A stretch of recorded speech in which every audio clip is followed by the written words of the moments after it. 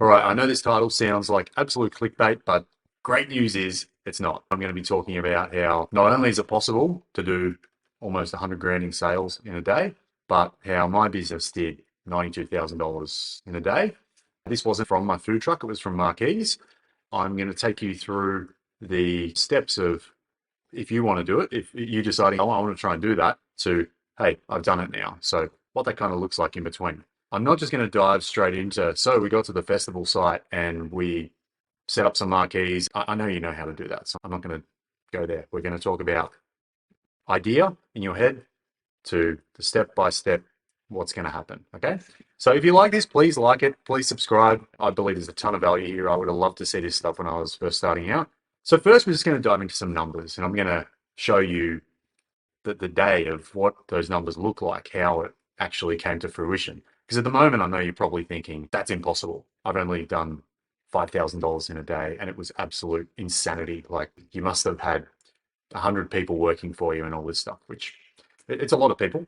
Don't get me wrong, it's a big operation, but I want to break it down into little bite-sized pieces so you can understand how it actually comes to life. All right, so I've got a slight confession to make. This 92 grand was from two shops. That's where my business is at, and it's totally possible to do 100K from one shop. And in fact, it's a pretty similar equation. So study this, and if you come across the demand to sell 100K worth of food somewhere, then this is going to be really valuable for you as well. So just on these numbers, we had a burger shop and a wrap shop there. So burgers, wraps. The wraps was my Avo Shack shop, and the burgers did 57K, and the wraps did about 35. Now, just so you can really get a clear picture of how the hell did they sell 57 grand worth of burgers in a day, like I'm lucky to do that through half a year or I don't know, whatever. I'm just going to break down the day so you can see kind of what it looks like. A real critical factor to doing this kind of volume for selling food. If you're selling alcohol, it's a bit different. If you have a massive bar, you can do crazy numbers in really short time frames. But for burgers and wraps, in my experience anyway, it's the trading hours.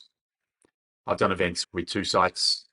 The trading hours will be about 8 hours, and it'll be a real intense 8 hours, and we'll do like 55, 60K.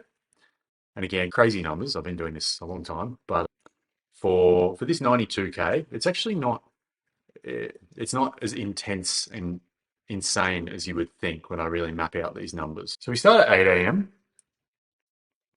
go to 1 p.m., and that's basically breakfast.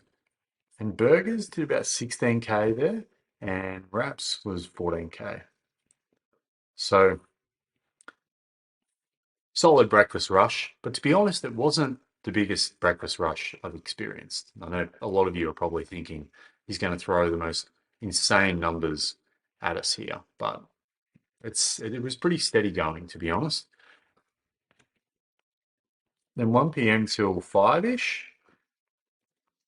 pretty cruisy. 5 grand's nothing to sneeze at, but you know, if you when we've got two tills, two registers in each shop. There's like four or five people in burgers. I think 4 people in wraps. It's a bit more labor intensive. Dinner rush picks up a lot. Wraps and the Avo Shack. It's a real breakfast daytime brand, so it tends to taper off in the evening, and that is 15K for dinner. That was a massive dinner rush, and then 9 p.m. to 1 a.m. It's getting towards the end of the festival here, and everyone's like sort of half hungover, drunk, running out of food. They're just like, whatever, just spending money. So then, lastly, we had this insane period after the music stopped around midnight or 1 a.m. or something. It was just madness. So from 1 a.m. till 5 a.m., it was just insane. And again, that's 4 hours. So that was high volume hammering at trading, like busier than breakfast. So the totals come to 57K and 35K. Pretty insane stuff, right? But I hope you can kind of feel how it's possible. It's not just, I'm not just throwing ridiculous numbers out there. It's actually doable if you have a team and you have all the pieces in place. So that's what it looks like from a numbers perspective. In terms of actually getting it done, as I said, I don't want to just tell you go to the festival and set up. I want to show you the critical steps to actually obtaining a site like that. Like, what does that actually take? And a lot of people will simply regard it as you've got to know someone to get in there. Like, that's the only way you can do it. And the truth is, you do need to know someone. But how do you think you get to know someone? It's by networking. It's like anything in business. How do you think you get a good deal selling some wholesale food to a supermarket or anything in business? You've got to network. You've got to work your way up. So the first step is getting the location. And this generally comes down to finding it, applying, and validating it. And if this is a massive event and you know a lot of people that have done really well at it, you can rule this out straight away. You don't even need to go there. We've validated it. The people's word of mouth talking about an event, hyping it up, saying it's amazing. That's enough due diligence for it. Finding it, we know about it. Applying, that's where we need like our heavy artillery to do a really good job at applying. We can't just submit an application or two applications and get accepted straight off the bat. We need relationships. The catering manager of that event, I've built a relationship over time with her. And there's no way I would have had A, a good position, or B, a second shop there if I hadn't built that relationship. So that can be a 1 to 2 year process right here. This event was charged on a commission of our sales, and they're not going to let a complete newbie in if they don't know they can really pump out the volume when the demand's there. So that's why that time frame is there. You've got to prove yourself to the organizer. If your relationship is absolutely ironclad, like a wild card friend that you know someone, and those opportunities do exist, then sure, you might have an easier way in. But you've got to spend this time proving yourself when you do have events that charge a commission. You've got to do well at them. You've got to show, yes, I'm someone that can provide you a good return on your bet with our shop at your event. We're going to be a good choice for you to do business with. So obviously the location is a massive part of doing this, but I know you're thinking, well, once I've got the spot there, then I can probably do 150K, Sam. Well, sure, I hope you can.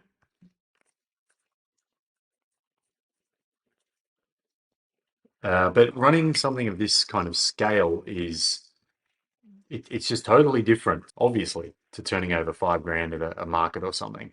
So operations, as with anything, your people, source, and execution. So with your people, we had 2 managers in each shop. I was overseeing everything, and one of the managers was helping me oversee everything as well, because you've got to think about your time.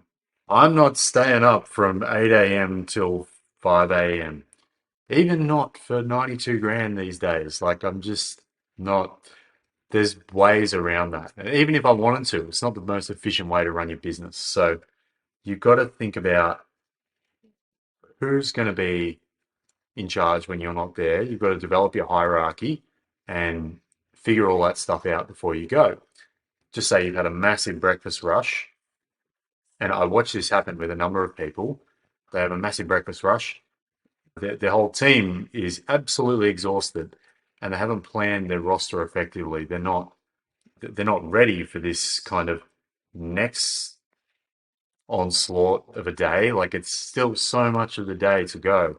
You can't just roster on like 7 people and then say, oh, well, we'll have another 7 people start at 1 p.m. and then just hope for the best that these people will come back here and everything will be fine. It actually takes a while to plan this roster out. So if you mess that up, these numbers could be like half. It's all about being able to operate at an intense level for a long period of time. And that doesn't mean you personally are engaged physically for a long period. I was was actually sitting down for most of the day out the back of the shops overseeing things. There's problems that come up, things that need attending to, like, hey Sam, we've gone through way more gravy than normal. What are we going to do? So obviously problems like that, we're running out of gas bottles. It's usually stock issues or people issues as well. At festivals, people don't show, people don't want to keep working. There's all sorts of things to deal with. But beforehand, that's when you really got to do your calcs, because if you run out here again, you could do half. And what are the chances you're going to be able to go and get 40 grand worth of stock at 8 p.m. when the team needs you? And what are the chances someone's going to deliver it to you? What are the chances your team's going to do it? So you got to get all this maths absolutely nailed before you start. So that's where your operations comes in. Execution is basically the flow of the whole system. And if your system is not flowing, your people are going to tire. It's not going to go fast. You're just not going to be. It's just going to slowly fall apart. And finally, optimization. And I know this stuff, can't talk while I'm talking. I can't write while I'm talking. Optimization is, I know it sounds trivial, optimization, and you probably thought that operation sounds trivial, but optimization, when you're operating at this intensity, every dollar locked in prior to the event is just so critical. Like for example, we sold 6,000 rashers of bacon at that event. Now, if I'm paying an extra 30 cents per rash, that's like that's nearly 2 grand extra I'm paying. I'm not saying screw your suppliers down as hard as possible, but try and get as good deals as possible, because that's basically the easiest money you'll make in this game. And same thing with your pricing. If your competitors are priced a bit higher and you're not, and people aren't really caring about money a whole lot, or everyone has a queue and you're a few dollars cheaper than everyone else, then you're losing money, basically. Everyone's got different opinions on that, but that's where optimizing before you start is essential, or otherwise you're just leaving money on the table, basically. And that goes for your revenue as well. That's helping you optimize your profit, but that 92K could very easily be 80K if that's not optimized. And I know you're like, oh, 80K, that's so much money, Sam. Well, why not have an extra 10 grand in your pocket if you're going all that trouble? So guys, I hope that was helpful. I hope that gives you some idea of the nitty gritty involved of doing such an enormous day like that, and how you might go about securing a trading location. If your goal is to get sites at major festivals and events, relationships, networking is your ticket to securing those sites. Please like and subscribe if you enjoyed. I'll see you soon. Bye-bye.